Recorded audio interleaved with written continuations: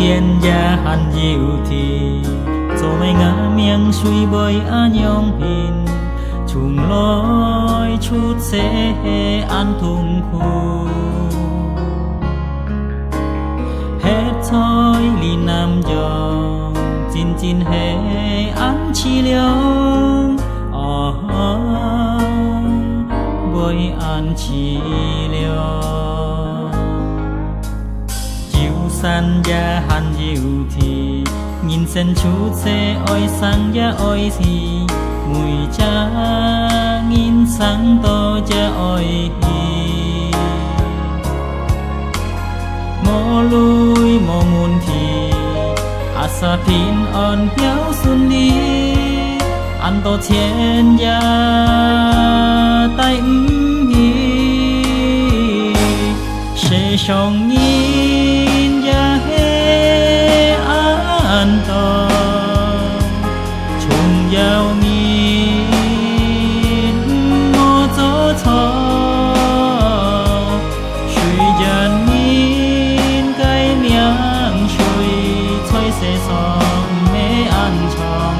thì mong nhị hiếu hiếu xiong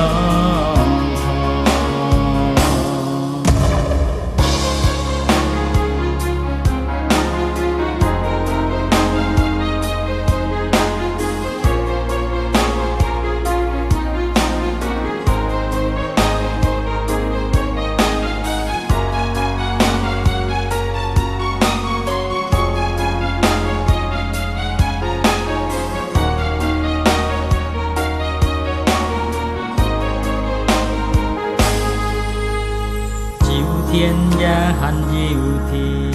cho mày ngã miệng suy bơi á nhong hình chung lối chút sẽ ăn thùng khu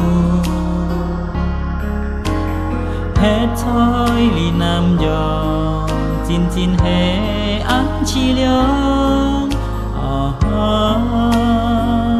bơi ăn chi liêu san gia hàn diệu thì nhìn sen chút sẽ oi sang gia oi si mùi cha nghìn sáng to cha oi hi mò lui mò muôn thì asa pin on hiếu xuân đi ăn to thiên gia tay hi sẽ song nghìn gia he an to chung giao nghìn mò gió thọ suy dần nghìn cái miếng suy xoay xe song mê ăn chong thì mong nhị hiếu hiếu xiong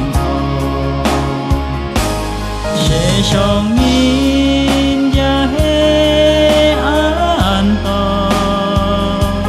chung giao nghìn mò gió thọ suy dần nghìn cái miếng suy xoay xe song mê ăn chong thì mong nhị hiếu hiếu xiong sẽ song nghìn gia he an to chung giao nghìn mò gió thọ suy dần nghìn cái miếng suy xoay xe song mê ăn chong thì mong nhị hiếu hiếu xiong